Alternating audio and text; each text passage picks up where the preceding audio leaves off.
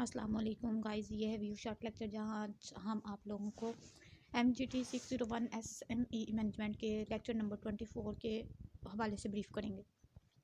जी तो guys, aspect of the financial management हमारा पहला टॉपिक है कि फाइनेंशियल मैनेजमेंट के कौन कौन से एस्पेक्ट होते हैं। तो हम इस लेक्चर में देखेंगे concept of the financial management, जिसमें मैनेजरियल फाइनेंस भी देखेंगे, aspect of the management financial management को देखेंगे, ब्रेक इवन पॉइंट्स को देखेंगे और ब्रेक इवन पॉइंट फार्मूलेस को देखेंगे।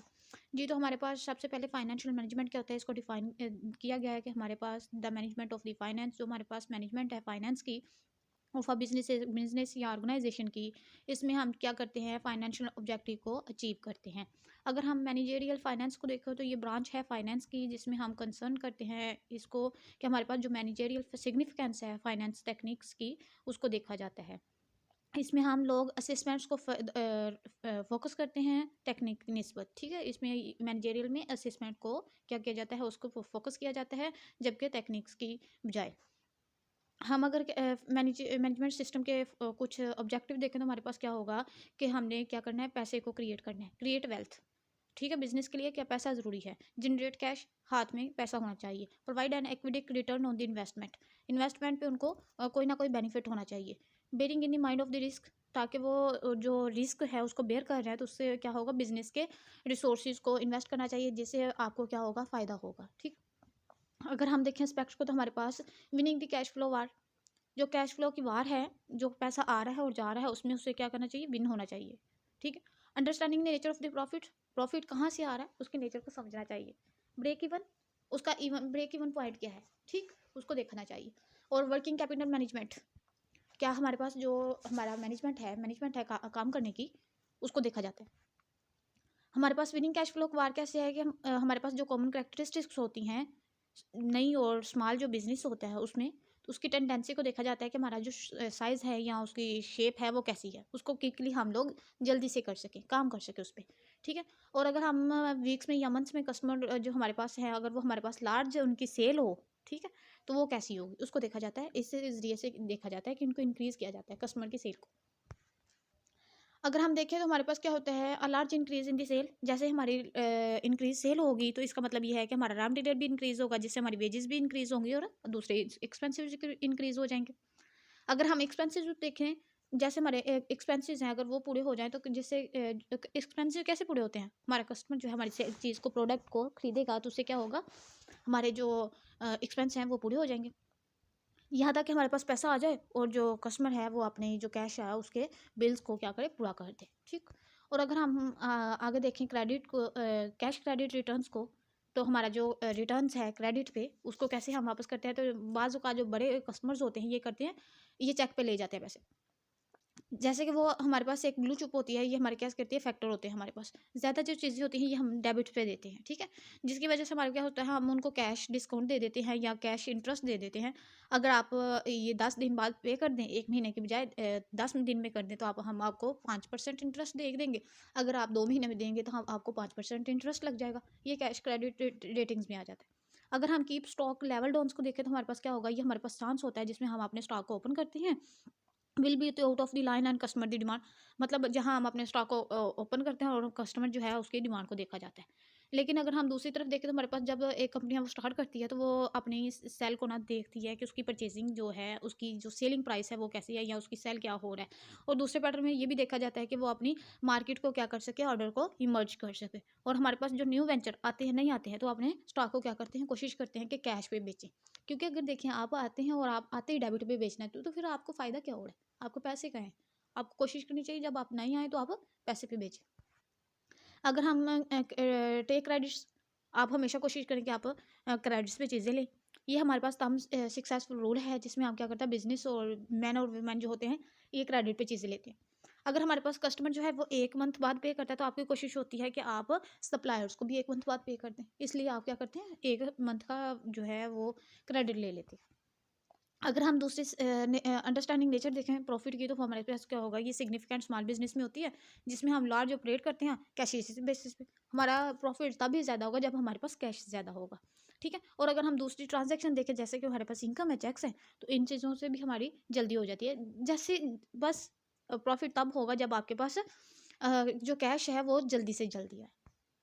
अगर हम देखें तो हमारे पास जो टोटल प्रॉब्लम है ये तब अराइज होती है जब अकाउंटिंग की डेफिनेशन को प्रॉफिट में और हमारे पास कॉमन सेंस के कैश में देखा जाता है, ठीक है। और अगर हम कैश प्रॉफिट को देखें कि कैश और प्रॉफिट जो है वो दोनों सेम चीज़ें नहीं है बिजनेस में। कैसे? क्योंकि जो बिजनेस है वो दोनों चीज़ों को पूरा करता है, जैसे कि कैश को भी और प्रॉफिट को भी। अगर आपका कैश होगा तो आप बिजनेस में सर्वाइव करेंगे, और अगर आपको प्रॉफिट मिलेगा तो आप कुछ अर्न कर सकेंगे ना। अदरवाइज आप फिर सिर्फ इकोनॉमिक्स जो प्रॉफिट है उसको ही पूरा कर रहे हैं, फाइनेंस प्रॉफिट को पूरा नहीं कर रहे। अगर हम फंडामेंटल से देखें कैश और प्रॉफिट के, तो हमारे पास कुछ फंडामेंटल्स है, जैसे कि रियलाइजेशन कॉन्सेप्ट है।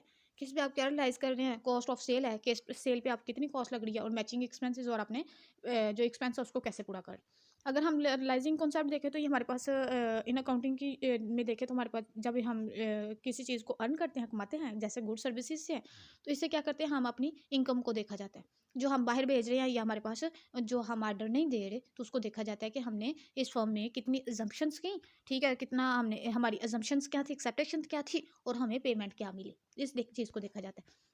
अगर हमें कॉस्ट ऑफ सेल को देखें तो हमारे पास ये जो गुड्स होती हैं ये हमारे पास डिस्पैच नहीं उनको किया जा रहा होता ना, ठीक है। हमारे पास जो वाइटल कैलकुलेशन होती है, किसी चीज़ की कैलकुलेशन होती है स्टॉक की, लाइक हम उसको भी देखते हैं कि हमारे जो स्टॉक है उसकी क्या थी प्राइस, ठीक है। और अगर जब हम आप स्टॉक को ओपन करते हैं परचेज के लिए, या फिर उसको हम स्टॉक को रखते हैं, ठीक है, लेफ्ट रखते हैं, राइट रखते हैं, तो उसको क्या करते हैं, उस चीज़ को भी देखा जाता है कि जो स्टॉक है वो उसको दूर भेज रहे हैं, मतलब बेच रहे हैं, या अभी अब स्टॉक को वेयर हाउस में रख रहे हैं, तो उस चीज़ को भी देखा जाएगा कि हमारी सेलिंग प्राइस पे क्या लग रही है, प्राइस क्या लग रही है, ट्रांसपोर्टेशन कास्ट कितनी है, रॉ कास्ट कितनी है, ठीक है। इस चीज़ को देखा जाता है। अगर हम इस फार्मूले को देखें तो हमारे पास जो स्टॉक है यूज ओवर द पीरियड, तो हमारे पास ये ओपनिंग स्टॉक है, ठीक है, उसमें प्लस हम परचेजिंग की वैल्यू डाल देंगे, और फिर हम उसको माइनस कर देंगे एंड प्राइस एंड स्टॉक से, तो ये हमारे पास फार्मूला आ जाएगा किसका, stock of the over period.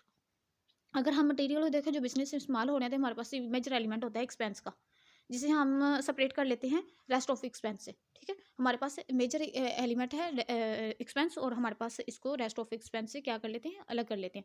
जैसे हमारे पास जो मैन्युफैक्चरिंग कंपनी मटेरियल होता है ना, उसको इजीली डिफाइन कर दिया जाता है। इससे ये मुराद है कि हमारे पास जो चीज़ें हैं, लाइक जो चीज़ फिनिश गुड हो गई, बन गई, उसके उसके प्राइस अलग है, और जो वर्किंग प्रोसेस में उसकी अलग है, ठीक है। तो दोनों चीज़ों को हम क्या करेंगे, अलग अलग कर लेंगे, जिससे हम किसी भी चीज़ को कैलकुलेट करने में आसानी होगी, ठीक हो गया।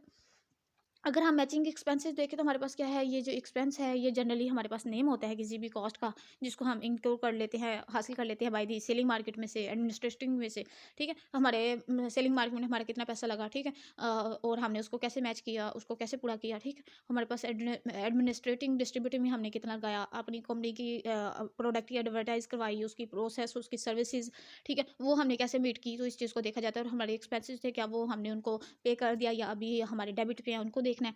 जो हमारे पास प्रॉफिट होता है, इसको हम जब मैच करते हैं, तो हमारी जो इनकम होती है और एक्सपेंडिचर होते हैं, इन दोनों को आपस में मिलाना होता है कि क्या हमारी इनकम और हमारे एक्सपेंसेस एक जैसे हैं, इस चीज़ को इंक्लूड किया जाता है।